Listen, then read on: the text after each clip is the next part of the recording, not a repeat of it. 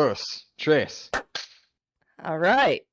Hello, Nice. everybody. And we are here. Welcome to the Best Buds podcast, the very first episode. How are you? The moment everything changed. I'm doing well. How are you? Pretty good, pretty good. So, if you guys don't know who we are, my name is Rowan, and this is Jake, aka Loafing Meat. the loafing of meat. Meat Um, so loafed, you'd think you're in a Cracker Barrel. we've been friends since, oh God. I actually haven't done like the timeline of this yet. It's Um, been a long, long time. Perhaps 2015, 2016. yeah. I feel like 2014, because like I feel like we became friends the year before we went to go see Bring Me the Horizon, and That's then true. that I forget show, 2014 exists sometimes. dude, anything like after like before 2015, it's all gone. It doesn't matter to me. Literally, like enough time has lapsed that my mind is just erased. Like I hit with the fucking Men in Black like pen gun thing. you, you get your memory wiped every 2 fucking years or so. Um, Dude, I go through a hard reset every 2 years. oh man. Basically, my first question that I have for you, I guess it's for both of us, but like, what do you remember about the first time us meeting? And like, what were your impressions of me? Let's see it. Let me go into a brain blast real quick, see if I can remember. Um, I think the very first thing would be band shirts, Hmm. definitely, because there's like in the spotting one in the wild, especially where we went to school at, was few and far in between. So the moment that you see somebody with a band shirt, it's like a fucking lion locked in on a gazelle. Yes, I agree. And from there, I think it was just kind of like talking about bands. Finally had somebody to share pop punk with because Hmm. everybody else hates it. Yes, Um, especially Midwest emo, man. especially Midwest We emo. connected like this over that shit. Absolutely. The more pathetic sounding the lead singer, the better it is, if you ask me. Yes. Yes. He's just so depressed that he's just screaming into the mic at some point, and you're like, dude, this fire fucking poetic snaps, bro. Voice quivering, chords being missed, and you're like, this shit fucking rocks. I'm all for this, yes. I'm all for this. Yeah, I would also say the same thing. Like I remember I think it was your the Wonder Years Yeah. shirt or crew neck Oh that you yeah. had on, and I was like, I gotta talk to this guy. And it took me a minute to like approach you because we sat at the same lunch table together in that classroom, Mr. Laycock's classroom, and we like I had seen you at my house so many times because you were friends with Corey and Dane, and we went to Black Friday one Oh man. time. One Classic. time in 2014. It was like Oh my God. we went to Walmart and I crammed inside the like ice cream The truck. Durango. Yeah, the ice cream truck for the fucking um kids and shit. And then yeah, we all piled into the Durango. Like, dude, it was I genuinely feel like the universe was like putting us in each other's pathways to be like fucking say something to one another. Absolutely. We never did. And then finally that one day at fucking lunch, I think yeah, I'm pretty sure I approached you and I just said, "Hey, have you heard this band called Rome?" And you were like, "No." And I said, "Buddy, here's an album for you." And I just gave it to you and then you were like, "Cool. Have you heard Modern Baseball?" And I was like, "No." And you were like, buddy, here's an album for you. And like, we just swapped music that day. Then the very next day, we come in and we're like, did you listen to the album? Yeah, I listened to the album. Dude, it was great. Like, it was literally like just magic. And It was a then Bill and Ted's Excellent Adventure. that's exactly how I would describe us. Is literally like Bill and Ted's Excellent Adventure. Is like grew up together, Dude. separate at the beginning, came together, and then best buds at the very end. and thus eventually set up the name for the podcast that's Legit. before you today. Origin stories. The earth opened up and we just crawled out of it. For real. But then I guess my next question leading up to that is what really settled it for you realizing that we would be best friends? Because I have my moment. I am a simple man, so honestly, it was like as soon as we started talking and hanging out, I was like, that's a best friend right there. Bet. Okay. I have a dog-like brain. you, That's you going in the lore, dog-like. dog like brain. You give me fucking meat and I'm satisfied. Yeah, I can't help it. It's that dog in me. Oh my That dog in me god. just happens to be dumb as hell. It's a fucking Herc for you. You and Herc. Yeah, dude. It's just an English bulldog living inside my body at all times. Oh my god. So, my first realization that we were going to be best friends was we were sitting in the back of my parents' I forget what car it was. Um, but it was the silver SUV and we were put in the way back because Classic. for real, it was always us in the way back, but it was my brother Corey was in front of us with his girlfriend at the time, and then us two were in the very back. And I remember we had been friends for like a year or so at that point, and I had like balanced telling you what I was about to tell you for a while. And then finally, like, I just typed it out on notes because we had been sitting there talking. I think we were sharing headphones too because we got kind of tired of my parents taking over the radio, not playing heavy Bring Me the Horizon. So Absolutely. we just shared a headset together and then I just opened up my notes and I typed, "Hey, just wanted to tell you because I consider you a true friend. I'm trans." And I just showed you and the hug that you gave me like wrapped me in so much security at that very moment that immediately I was like, "Okay, not only does this dude have great taste, he's a really good person. I think this dude is going to be one of my best friends for the rest of my life." And legit, it's true. Like, you have been one of my absolute best friends forever since the very moment I said, "Have you heard Rome?" That is forever in my mind. I will always hold that Bring Me the Horizon concert so close to my heart. Not just because like that was the first time I saw Bring Me the Horizon. That was the first time I got a band member's autograph with their picture, and I just remember like that is also where I met you. Really, like truly met you and became best friends with you. At it was in the back of that car. And it's crazy because it feels like really no time has passed since then either. For real. But Like here we are 10 years later, and it's like, what? The fuck? exactly. And I really wanted to share those pictures in the Discord. I think I yeah, June 7th is when I posted them.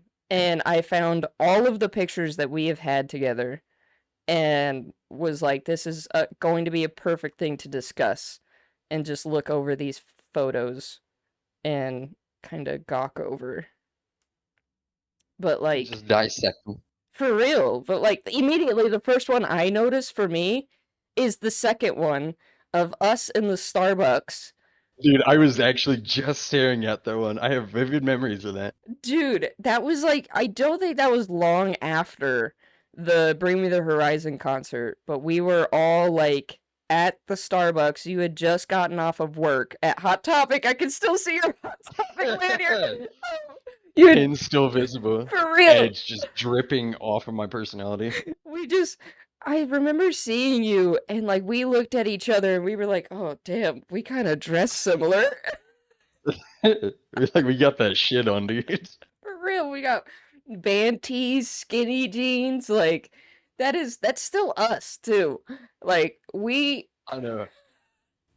The skinny jean sentiment is there, but my skinny jean haunches are no longer there. that is exactly how I feel too. Do you want to tell them about when I walked into your house for our meeting for the podcast? Oh my God, we were wearing the exact same fucking outfit. That's right. Yeah. We had on a brown flannel, the same color jeans and a hat. Man, we were just decked out. Same thing. Oh my god. It's literally looking at that fucking Spider-Man meme, just pointing at each other like, wait a Hey, minute. hey, hey. For Phew. real. I got some original chewing gum today while I was out running errands, and let me tell you, dude, not good. But it's also not bad. It's like one of those tastes where you're like, wow, this is awful. I have to keep eating it. It's like circus peanuts for me. I'm like, I love circus peanuts, dude. I'm a fool. I'm an absolute fool for circus peanuts. you and my dad, bro. These pictures, man. Looking back at these pictures, the first one, do you remember anything about the first one? Oh man, I do. That is on the balcony of an apartment that I hold very near and dear to my heart. That was right across from my college growing up. Well, growing up when I was a 4-year-old in college. Um, Genius, this is baby. me at 4 years old, actually. Um, I don't remember why I had to borrow a shirt, but that is not my shirt, and I have no idea how I got that on me. But I do remember being intoxicated. Oh yeah. I have a video from this day. I don't know if I can pull it up because I'd have to Oh, I find know it. exactly which one. The Everybody just honeyest popping in. jackiest. Hello. Look at you and Corey doing Australian accents. Fucking honeyest jackiest is all I remember from that as you hold up Honey Jack's whiskey. It's the bloody honeyest jackass in the world. Yes. Two drunk fellas on a balcony. I'm pretty sure we also got faded because that's why we were on the balcony was we wanted to smoke and everybody else was like, "I'm good." And we were like, "No, we're smoking." Balcony. Balconies have the best vibes ever. For real. Like that's what I hope for us one day is that we can have our podcast just on a balcony permanently. I would love that, dude. A balcony cast? That'd be insane. Best Buds balcony cast. Oh Dude, the my god. best buds balcony, the triple Bs. That'd be insane. And then the last photo is actually from us on the way to the Bring Me the Horizon concert. Just the said trip. The How famous trip. Oh my I look god. at how young. Dude, look at the Early glasses. in the morning. Look. Still fighting for my life. Before 10 a.m. We had to put on these happy fucking faces. But the glasses for me, dude. Look at and that Dude, those are the hair. classic days. Classic days. They had to be 2015 because that's the Spirit just released. Yeah, that was the tour that we had gone to was I It believe it was was called That's the them and Spirit tour. 68. It was Yes. Bring Me the Horizon 68. And was there somebody before that one too? Or is that the time where it was just them? Because I know we went a second time and there was another opener. We were supposed to see Beartooth the second time that we went, Yes, and right. they started early. So the openers had already gone, and Beartooth was like halfway through their set when we walked up to the doors. And like we looked around and we were like, did we like miss a certain time frame? Like what the fuck is going on? And they were like, no, the band started early because Bring Me the Horizon added some songs onto their set. And we were like, oh, Ooh, okay. it's a trade-off. Yeah, like you get more songs from the main opener, but goddamn, I really wanted to see fucking Beartooth, man. Like, come on. Yeah. If oh man, if nobody's been to a Bring Me the Horizon concert, the vibes that they bring are insane. That is still the most memorable concert I've ever been to. Every single one of them that we've been to, the vibes are just unreal. You get goosebumps just from the starting of the act. For real. I've never enjoyed a concert more until I saw Bring Me the Horizon, and that is really what solidified for me like, okay, I want to go to shows. I want to keep going. Cuz I had been to a few shows prior to that, but like never a floor show, a general floor show, and I never like seen confetti like that in an area until that show. Dude, there is nothing like the beginning of it where it starts spelling out that's the spirit. Dude, Oh my gosh. And it just does that and nothing else. And then the beat drops and everybody's rushing the stage. jumping around, pushing into each other. The vibes, you just can't replace them. And let me tell you, dude, they also pick the opening acts so well. 68 not getting off the stage until they were taking their instruments away. You can't replace that. It's a two-man duo group, and they make some of the most killer music you have ever heard. And these dudes really perform on stage. They Mm-hmm. come out in full fucking suits, but like they just keep playing while the stagehands are taking the instruments away, and they just never quit until they very have to. For real. They're like the heavy metal 21 Pilots is legit the best way I can describe them. Is if 21 Pilots picked a genre and stuck with it. And then I had the pleasure of seeing them a second time. And they opened for Korn. I went to No a way. Korn concert and they were there. And I was like, no fucking shit. Like, it was such a full circle moment because the entire car ride, I was asking my cousin, like, oh, who's the opener? And he was like, oh, Fire from the Gods. And I was like, never heard that band, listened to it, and was like, this is a great band. I get there, they're not the openers. So I listened to an entire band that I had no reason to listen to, but still enjoyed. And then on stage comes these two dudes in suit and ties, and I'm staring at them like, I feel like I know you. And then their banner drops and it says 68. And I was like, I, I do know you. This is awesome. Oh, also another moment in history that we have shared together. In the middle pictures on our Discord there, you'll see us in Oh, Minnesota yes. Wild jerseys.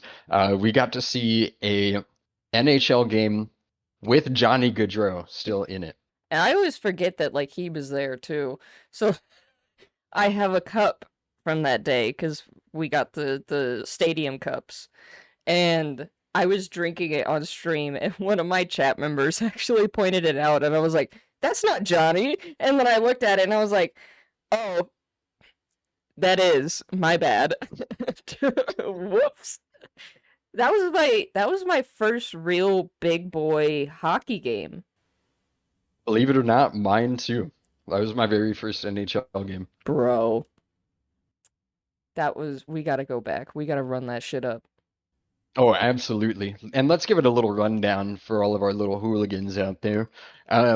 So we live in the Midwest. I can't tell you what state exactly in case we ever decide to be a hooligan. We're driving to Columbus, Ohio, home of the Columbus Blue Jackets, and we are in Minnesota Wild jerseys. We're behind enemy lines, just gearing, ready to party. And we get to our seats.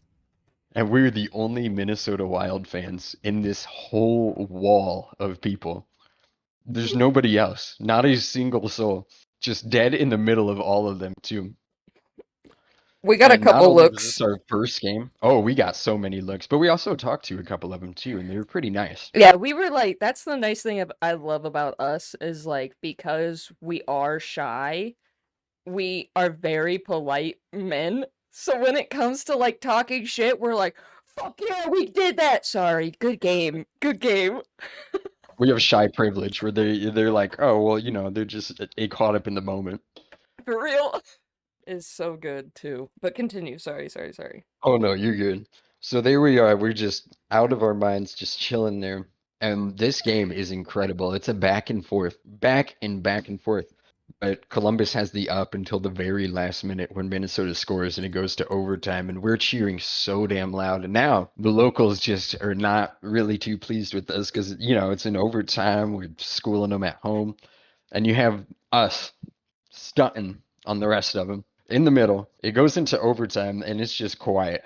Nobody's saying anything at all. And who else but Kirill the Thrill Kaprizov scoring the game-winning goal in overtime? Nobody notices. Well, I just can't help myself, man. I shoot up and I'm just screaming, "Let's fucking go!" Both of us, like I barely even knew what happened, and I still, the minute that I watched him take that shot, I knew it was going in. So immediately when everybody was like, yeah, you and I were the only two in our section who just stood up and were like, fuck yeah, let's go. just And then screaming. you have some poor other fans for the home team standing up by accident and just like getting embarrassed, turning around. It was one of those like, yeah. Oh, but it doesn't end there. We also managed to get kicked out of the stadium as well, or asked to leave by the end of it. Absolutely nothing. We just happened to be having that shit on. I don't know what to say. We were just All trying we to look at wanted the was a ice. picture. Yeah, we just wanted a One picture in front of the picture. ice. And another thing, too, is we share a lot of the same teams. We both have Minnesota Wild jerseys and Buffalo Sabres jerseys. I am Mm-hmm. a Buffalo Sabres stan, official stan of the Buffalo Sabres here, and I'm in misery. But Dude, I have no room to fucking talk. My Stan team is the Penguins and the Maple Leafs. But I want to keep on the music talk for a little bit because I feel like that's oh, working. absolutely. But we did forget to do something at the beginning of the podcast, which is okay because we got so excited that I pressed record.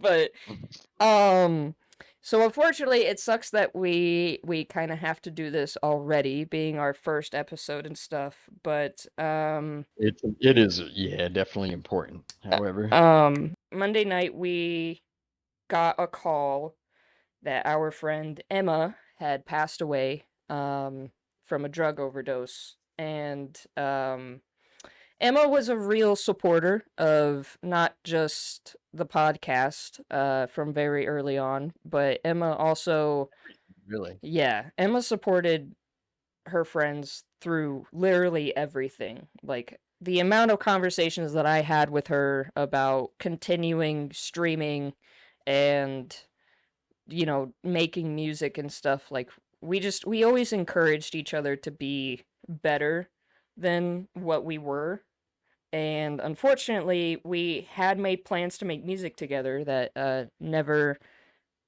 followed through. But we wanted to dedicate this very first episode to Emma and in general the podcast. Because if you go to our Discord, there is a comment that Emma made that will forever be pinned in the general section and forever talked about, in my opinion, on this podcast. But um, he was one of the most genuine people that you could have ever really met. And probably one of the funniest people in the world, too. so funny. So it yeah. It's hard to still talk about to talk about her cuz it's still just It still feels incredibly fresh. yeah. And it is like It is, the yeah. funeral And and it viewing is never this changes, week. you know? Yeah. It's also the first time I've ever dealt with like a friend, like a really close friend at that, passing away. And yeah, for me, like I don't know if it's the same for you, but I have been numb this whole time. Last week was perhaps one of the hardest weeks. I did not sleep for what felt like an eternity. The amount of nightmares that have come from this situation is insane. And I don't know how to like talk about it without getting like into my own shell about it, but like it's been bad. Yesterday was the first day that I was actually able to sleep through the night with no nightmares that I can recall from, and waking up and being like, "Okay, you're going to go to work and then you're going to come home and you're napping cuz you need more sleep." It's this has been one of the toughest deaths that I've had to navigate through, and I think it's because Emma was so close to our age and so close to our friend group that yeah, it's Mm. it's so hard to talk about and to even still deal with. Yeah, it's a wound that just will probably never close, you know? Who really knows what to say in this sort of situation, you know? It's Yeah, not, it's something you can't really predict but as well. My fiance has just been the best person ever through all of this. Like, she just gets all the feelings, you know? She yeah, understands, and she's been there, and has just been my biggest supporter through everything. yeah. She is just the most fantastic person, and I'm so glad. Because not everybody has somebody there for them, you know? Yeah. And I fucking love your fiance. Your fiance is great. I love her. Oh, she is just the best. But yeah, shout out to my friends as well. Hexy, Wes, Emmy, and Sabrina. Uh, they all like our homies messaged me, of course, as well. But like those are the people outside of our friend group that were with me from the moment that I got that phone call until today, really, have been messaging me, sitting in discords with me, letting me have my emotional lash outs and stuff like that. Like, just giving me that safe space to be like, fuck everything. I fucking hate this. And there's Everything. leading up to this podcast has been incredibly fun, but also incredibly challenging at the same time because you have Mhm. that realization of there's one person who really wanted this podcast to happen who doesn't get to Who experience should it. be here and Yes. is unfortunately not. But we did want to take a second to dedicate this podcast to Emma. I believe June 17th. Uh, Perhaps the best news that has happened uh that I have heard all of last week. Brand new Motion City soundtrack Hell coming yeah. very soon. First new album in 10 years. Didn't they like separate and then get back together? They did. They went on hiatus in 2016. I got to see that tour, and I got to meet them on that video. And they ended up coming back, I believe, right before the COVID outbreak, man. And I ended up catching that show. It was the 15-year anniversary of Commit This to Memory.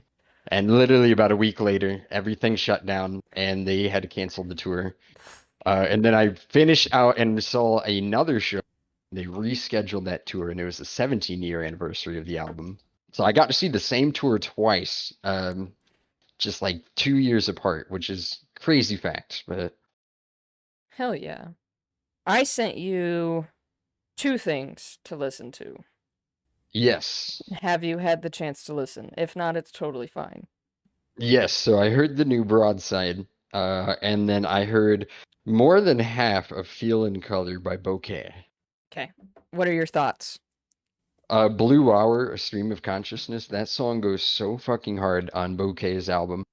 So good. I've never heard of them before until now as well. Broadside, I do remember I've actually seen them live in concert with Real Friends back in 2016 in Chicago. Hell yeah. I caught a pic from them actually, believe it or not, but I hadn't heard anything from them since then. So crazy to see the direction that they've changed, but I think it's good. I Yes. think it's really good. I found Bouquet when cuz there are some nights where like if I can't sleep, I'll just turn on Spotify on my TV.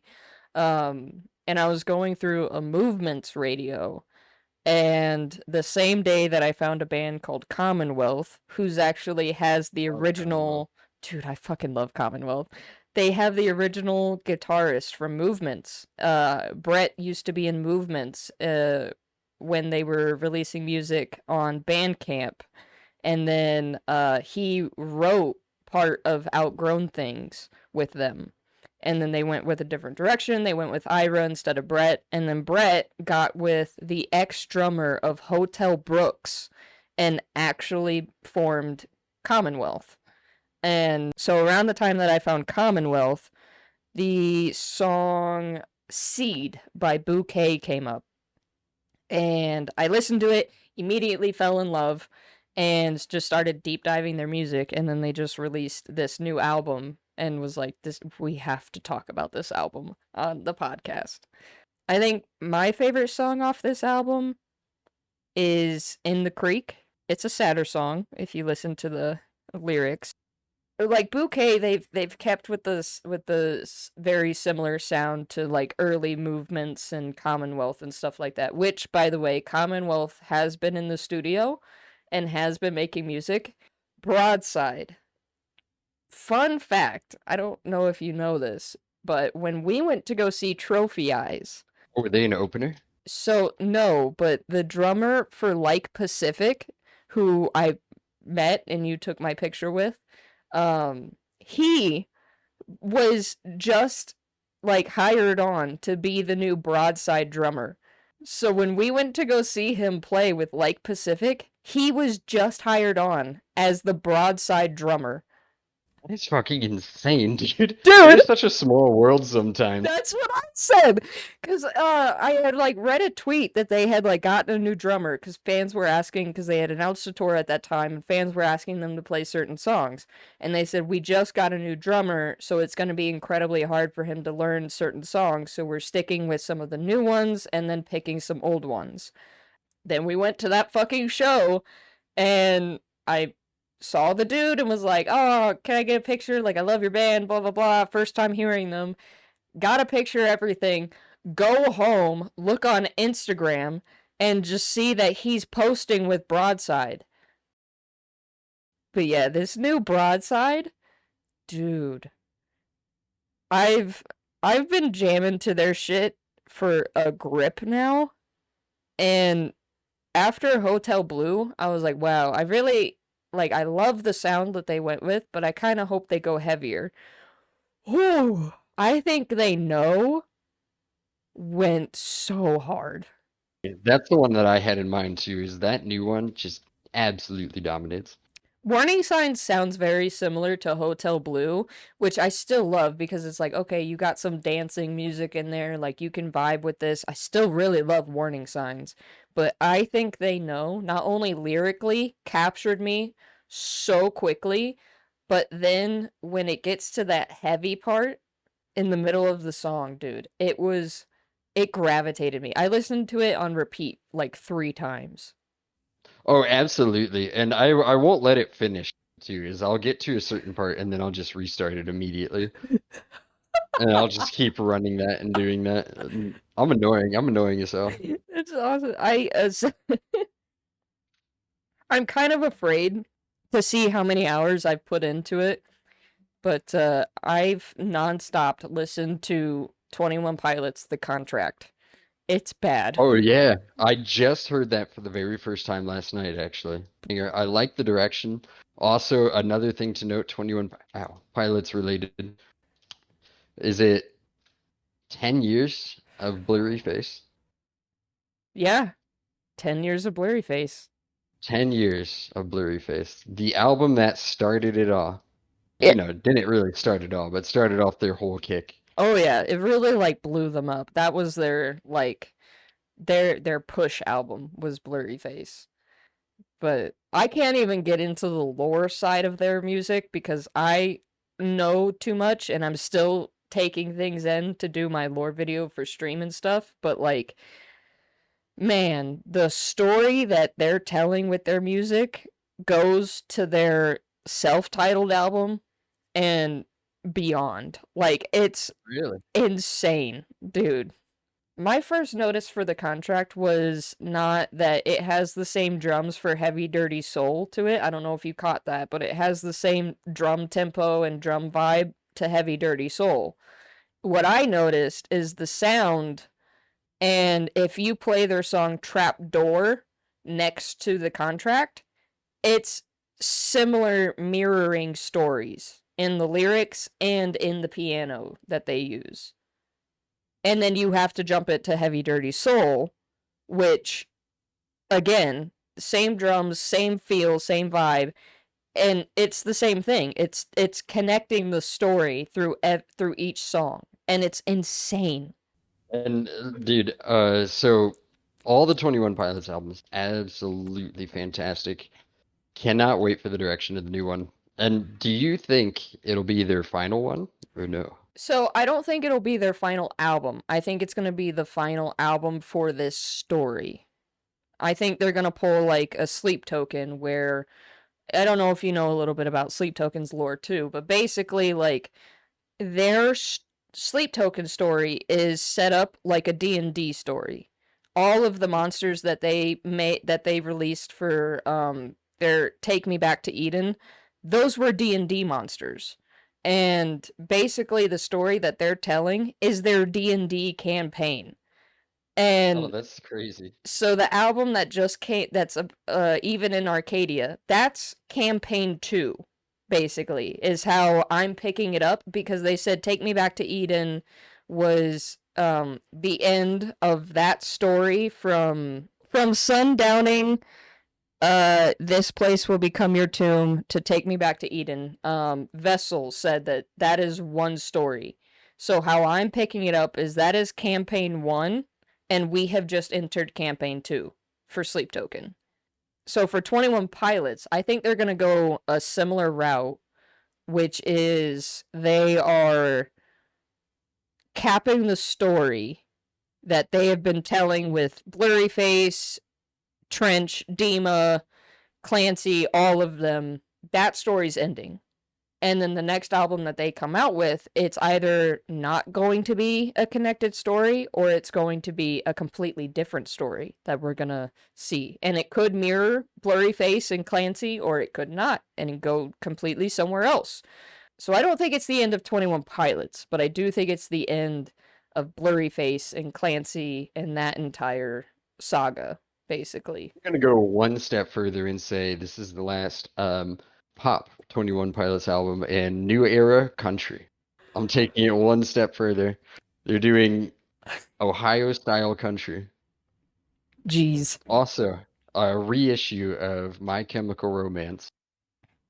Absolutely incredible. I have not heard it yet. I saw that it was out. I'm so excited for it. Oh my gosh, it's so good.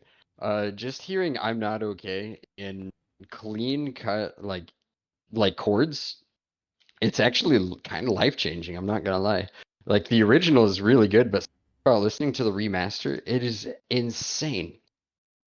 Now I'm gonna have to. Now I'm gonna have And I to. know somebody who's going to the My Chemical Romance show in Los Angeles coming up, and I'm so jealous.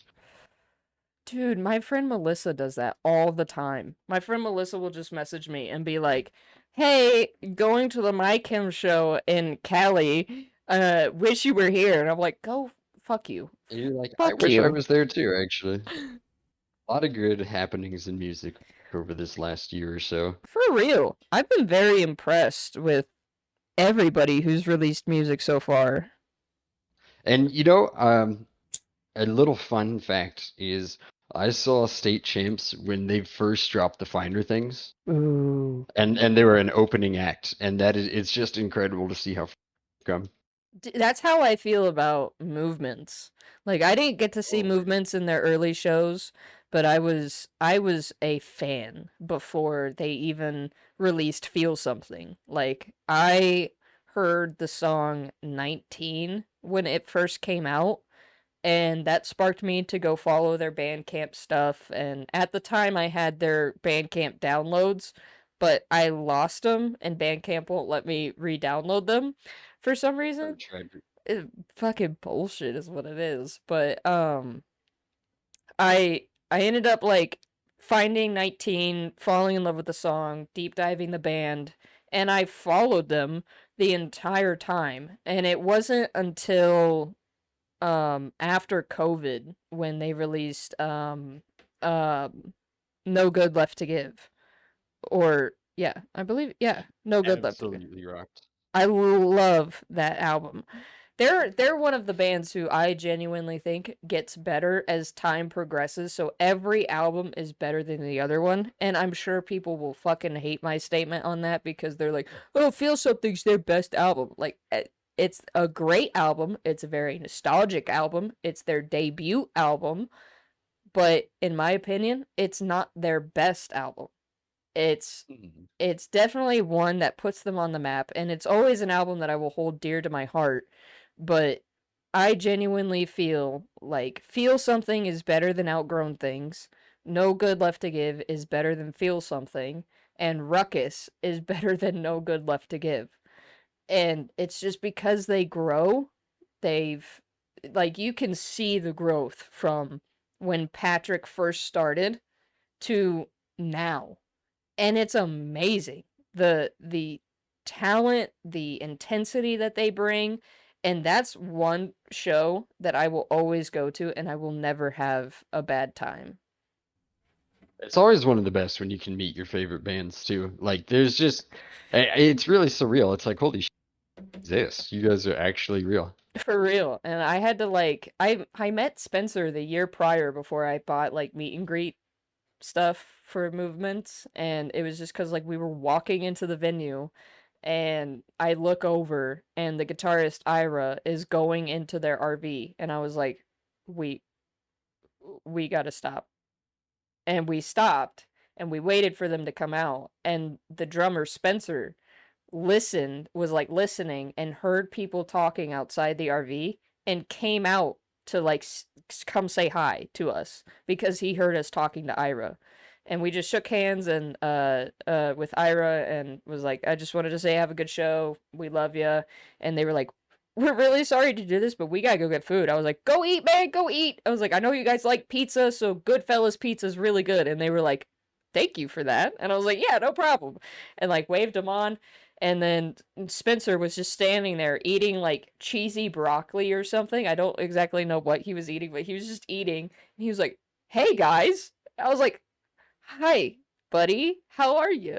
And like just started talking about their day off that they had and like what they've been doing this tour. I snapped a picture with him and I later that night ended up catching his drumstick, No and way. yeah, I caught his drumstick. I ripped it out the hands of the chick standing behind me. I feel so bad, but Hey, also get fucked. hey, survival of the fittest, you know? For real, like as soon as I had my hand on that stick, I was not letting it go. I snatched it from whoever was behind me. But we stood at the barricade for a minute, and I saw Spencer come out to get his drum gear, and I was just like, Spencer! And he looked behind and he was like, oh, it's you guys! And I was like, dude, sign the drumstick. And he was like, I don't know if it's gonna be that good. And I was like, it could literally just be an S. I was like, I don't care. Oh, smiley face, man. He did. It's funny you say that. He did. Um, he was like, "Yeah, go get a Sharpie from the merch table." So I walked up and he told me to say like, "Hey Mello, can I get a Sharpie?" And I guess that had been like a running joke for them the entire tour.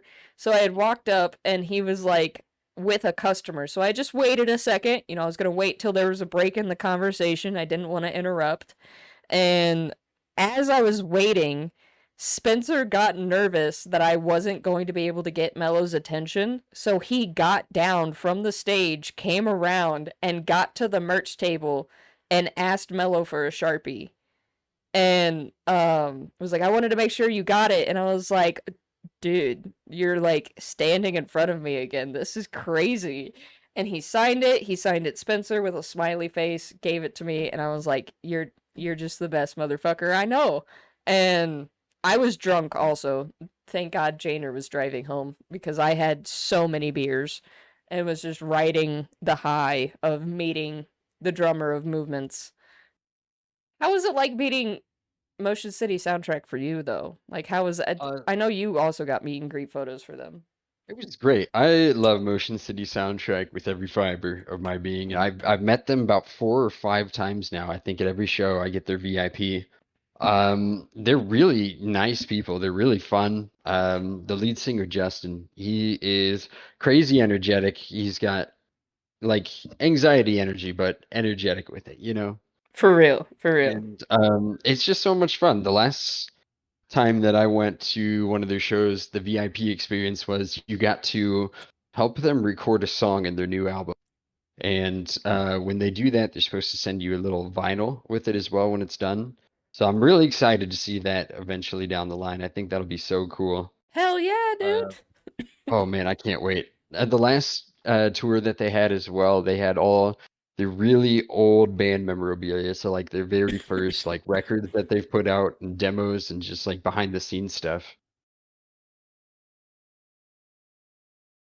That's another thing that we Uh, haven't even discussed. Like, I haven't our even discussed it. family worked with each other before we were even friends. And not only that, like my dad would have been at your Thanksgivings. My dad's like hung out with your family before we even knew each other existed. Yes, yes, you're like so my uncle and my dad and Jake's dad all used to like hang out, and I believe they went to a few shows together too. But like they like used to work together. It's just so crazy to think all the family ties. Dude, it's a small world. And you just think about the passage of time and it just trips you up every single time. Every time. And even like for me now, like thinking like it's been 10 years since you and 10. I saw Bring Me the Horizon. It's been 10 years since we listened to Blurry Face. It's been 11 years of our friendship alone. Like that to me is crazy. Absolutely. And the craziest part is everything just feels so not that long. Like it doesn't feel like it's been 11 years since we've met. It hasn't felt, it feels like That's the Spirit came out yesterday, but they've undergone so many different changes in sound and it's just like harrowing to see. I agree. Dude, I'm getting like weirded out just thinking about it now. Like my brain is like shutting down like, "Oh my God. It's really been that long." Like I just the other day had the realization like it's been 8 years since I stepped into high school. I okay, I guess this also brings up the perfect question. Are you ever gonna go to a reunion? I think I would actually. Okay. I really do believe I would. Yeah, I don't know. There's just something about it. I probably wouldn't stay for long, to be honest. But I would be there for a little while just to see how things are, just to see what's changed or who's changed and if people are like chill now. Did you walk in and immediately you're just holding up your wedding band like, mm-hmm, Absolutely, showing off my mm-hmm. gorgeous wife. Dude, I need to be married by the time that I have my reunion. Because that's literally all I want to do. I want to have at least one movie made in my pocket and a wife and just go up and be like, yep, I make movies now and I'm married, bitches. Get the fuck out of here. Like, Yeah, yeah, get away from me. I think I'm cool with never stepping foot back into that fucking school again. That might change for me though. That might change. I might. Who knows? A life changes in an instant. It's hard to say for certain. Oh, what are your thoughts so far on the new Superman and the new Fantastic Four? I haven't seen them. I'm just going based off of looks and everything you've seen so far. So I'll start off by saying I didn't even know there was another four coming out, so I'm not too keen on that at all. However, I do have opinions on the new Superman because I've seen some of the trailer, and I just they should have given it more time, man. There's something about the way the head is on the body that doesn't look right. Yeah. It looks like they're recorded in two separate rooms, or that the body's entirely CGI. And they're trying to copy and paste his face, like on on the Yeah, on yeah, on his body. that's fair. Yeah, like for me, like being in I'm not like in the industry, but like knowing about the industry and stuff, like Hmm. that's always been the biggest Superman issue, has always been like how are we going to make the flying look as realistic as it can? That's why a video game has never been successfully done because the mechanics of that are so wonky to figure out. It's incredibly difficult. I will say the only person who I've seen so far who's nailed the CGI flying and like getting to really look at them close up was Zack Snyder. And everybody has their opinions on like, his universe and stuff. And I liked it for the sense of it touched more on, you know, showing the beginnings of how these superheroes learned from their mistakes. Like I liked the idea of Man of Steel being his first rodeo and the entire city of Metropolis and Gotham City like have to rebuild themselves after it because that's what would happen.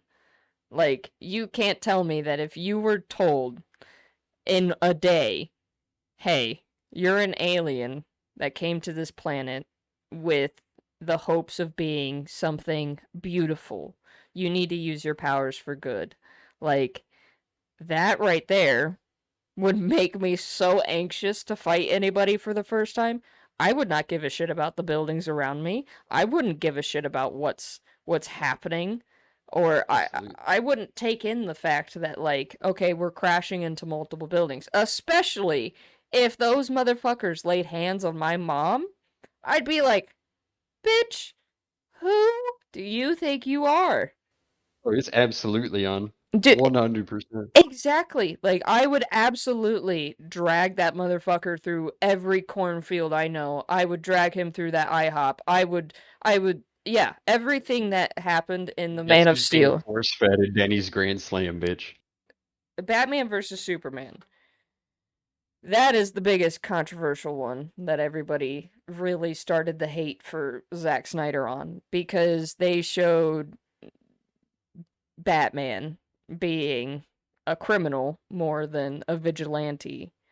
That part, I will say, I was a little like, okay, I don't like how they kind of made him brand people. I didn't like how they made him very villain-esque.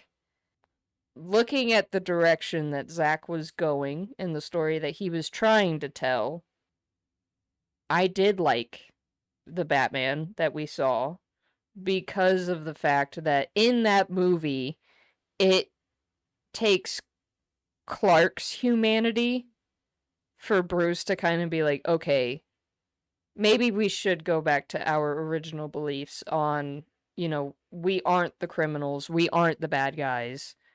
It's okay if you view me like that, but that's not what's going on here. And he starts changing his direction after Clark dies and all this other stuff. And I really liked how he became more of the Batman that we wanted. And it took it I just really like when people show the growth and that anybody, including the world's strongest person, can learn from their mistakes. Like, genuinely, one of the best people to play their parts to come out of that was not only Henry Cavill, but Gal Gadot as Wonder Woman captured her esque down to a fucking T, dude. Like, in the very beginning, does not really give a shit about people, doesn't give a shit about, like, if she hurts you or not. And even in her, like, glory days of being a hero, still does not give a shit. Like, if you're a bad person, you're getting fucked up. Like people do not realize how many people that Wonder Woman has killed until she joined the Justice League. It's an enormous number. It's an insane number of the amount of civilian lives that she has taken, all because she's like, I'm a god. I don't have to give a shit about Like, you. what are people gonna do? We're talking about a woman who has no genuine weakness. Like, you just have to outsmart her in order for her to go, okay, yeah. You even have to just tire her out. Like, you have to exhaust her in order to defeat her. And even that takes so long because she's half god. Like, oh my god, it's insane. Henry Cavill as Superman was incredible. Yes. Yes. I'm kind of sad that they changed that. I am too. I am sad. I am also glad because it's like, okay, let's just restart. Let's have a mass restart. Let's get a new Wonder Woman. Let's get a new Superman. But genuinely, they could have done that and still kept Henry and just done a different universe. Like how they're explaining a bunch of this Marvel shit. Like, there are multiple universes and sometimes they have the same face and sometimes they don't. And I like that idea of you can go to a universe and have somebody share your face, but they have different characteristics. And I feel like it would have been really cool to see Henry leave behind the Zack Snyder Superman and step into a more comic book accurate Superman. But Mhm. I'm also glad they kind of did a hard reset also because I think everybody just needs to like move on from the Zack Snyder verse because everybody either loves it or they fucking hate it. And I think we need to move on. Yeah, But time to go forward. yes. That's also one thing I also wanted to talk to you about is what is your opinions on that whole situation with like actors who are very into their characters to where they're getting hate from the studios and other actors that they're being classified as hard to work with just because they're so into the lore. Like what's your opinion on that? So I think it just kind of depends how they work the character. Like, if they're kind of normal with it and they know that the line between acting and being a real life person, um, that's good. But like, kind of hearing how difficult it was with the Suicide Squad crew to work with Jared Leto, Yeah. that I kind of think was a little bit of overkill on his part. But I'm all about people getting mad into character for their characters, especially, let's say, Heath Ledger, for example. Mhm. There's just nobody who will be able to get into it quite like he does. Mhm. He set a standard that's really hard for people to live up to, Mhm. and he was great at the character. Oh yeah. I haven't heard how he interacted behind the scenes, though. He acted like a person. Like the biggest like because everybody heard that he isolated himself for 6 months prior, they thought that he was an asshole because he kept in makeup, but what people don't realize is like that makeup took 2 hours to do because of the Crazy. the lip prosthetics, the other scars that they applied to him as well. It took 2 hours. So the lipping, the oh my god, the lip licking that he did was to hold the prosthetics on. It was not to like add effects to the character of like, oh, the scars hurt so much that he has to lick his lips. That's the explanation they ended up giving. But the real reason that he was licking his lips throughout the whole movie was to keep the prosthetics on because they would just fall off from the heavy amounts of makeup that were put over it. Um so he would stay in makeup, but on set, like he was a completely normal dude. Like there were a few times, like if he had to do an intense scene, he would then isolate himself in the trailer and not talk to anybody. But he would never interact with somebody if he knew that he had to continue to be in character because he didn't want to be an asshole. Which makes sense. Makes Yes, total sense. some people really like don't get it. Like for instance, Jared Leto. Like I was a big fan of Jared Leto through 30 Seconds to Mars, and then I watched Dallas Buyers Club, Mr. Nobody, those movies, and he's a really good actor. Like he's genuinely a good actor. He's a good musician as well. Like I love what he does. If you deep dive into his personal life, he's a fucking weirdo that I do not support as much anymore because he is not a good guy. But then if like you hear about how he interacts with people on set and how he was in the Joker role and like I get it. You're getting into this person who is absolutely crazy, and you kind of like want to get into that mindset of I want to see people's reactions to like if I sent them, for instance, he sent Margot Robbie two rats, I think, and the original publication was that these were dead rats, and they're not. They were two live rats, and he sent them to like get her reaction out of them. And what he didn't anticipate was she likes rats. So when he sent them, she was like, "You gave me two rats?" And he was like, "You don't you like it?" And she was like, "I love rats. I've always wanted rats. Thank you. I'll keep them." And she still has them to this day. She takes care of those rats. He's kind of like a cartoon villain. Like his schemes don't work out, but they work out for the other person. Yeah. And he got Will Smith. Like he sent Will Smith, I think, an actual live snake, and Will Smith was like, "Okay, that was the crossing point." Like I guess he would also send pictures of like dead animals or something, and everybody was like, it's the character, who cares? So genuinely, like nobody was like upset with him on that set, but then people were like, okay, you're kind of going too far, you gotta stop. And he stopped. But then you go to the Morbius set, and he was going to the point and extent of playing this character that he had people help him to the bathroom. Like, dude, Leonardo DiCaprio played an autistic child in What's Eating Gilbert Grape. Even on set, he was known to be erratic because he was a teenager. He was a kid. He was a child. He was never in character when times would break on that set.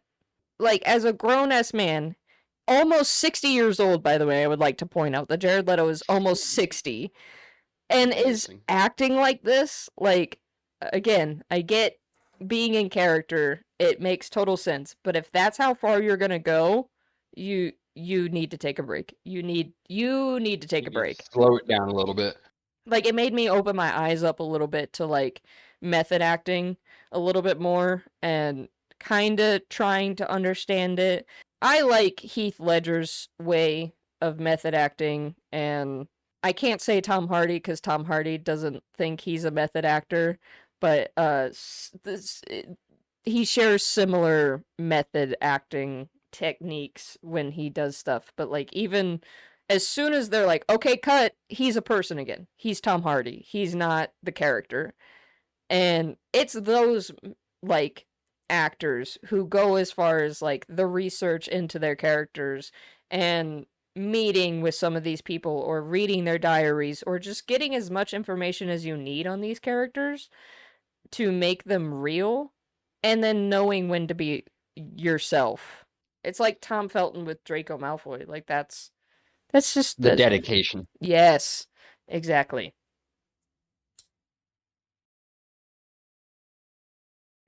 I will say I am glad to be known as like somebody who like women can trust their drinks with. That's very comforting to know. Absolutely. It's so sad that people can't have that, you know? To some of you men out there, like, get your shit together, bro. Like, I had to watch a video and it was like from the, I don't know if you know, like the green flag guy or the red flag guy, but he basically like sits there and waves a flag that's green or red if you're a good guy or a bad guy to your lady or your other spouse. He shared a video of a man who made his wife drive herself while she was giving birth to their child because his IBS was acting up. Absolutely insane. Like, I have IBS, and I just discussed this with my friend Jenna, but like, I have to be bleeding out.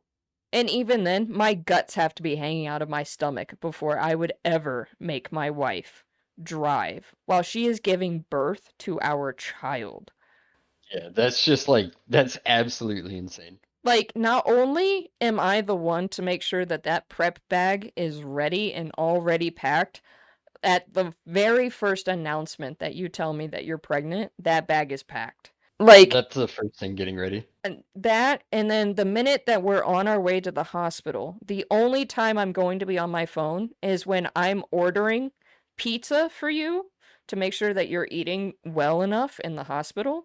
And then the next day is when I'm on my phone either taking pictures of us with our child or ordering food because I'm ordering you whatever the fuck you want after you give birth to my child. Like, that's, you physically have to rip me out of that position to not be able to drive that car before I make her drive or have anybody else drive her.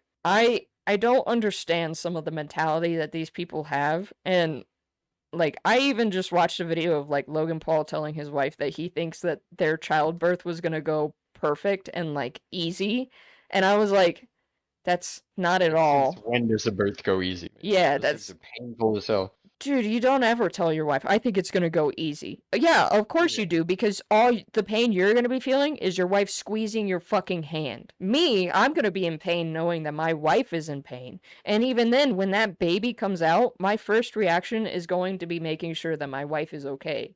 Like, I love my kid. I will always, I know the minute that I see my child, I'm going to love that little being for the rest of my life until the day that I die.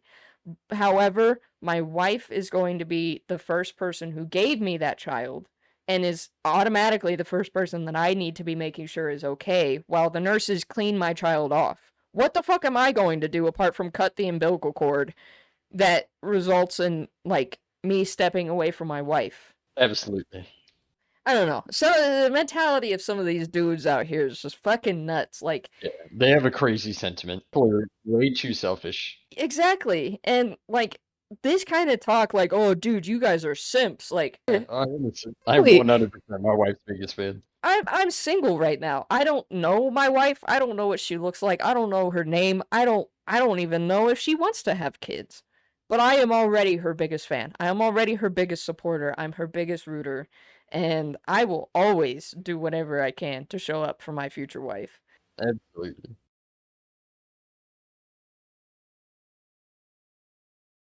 All right. Is there anything that you have? Not that I can think of at the moment. I think I've already touched on most. Most of mine came with the music stuff. Dude, I think this has been a solid first episode. We did introductions, we talked music, we talked movies. We did that shit. We did. We killed it. I can already hear the comments about us talking over each other, but that's okay because we're just excited. I think we should call it. I think this is a good wrap up. Yeah, I think we have pretty good amount down. So, thank you guys for joining us for the very first episode of the Best Buds podcast. Check out our next one coming up next week. Hope you guys have a good time, and we shall see you guys next week. Have a great day. Goodbye.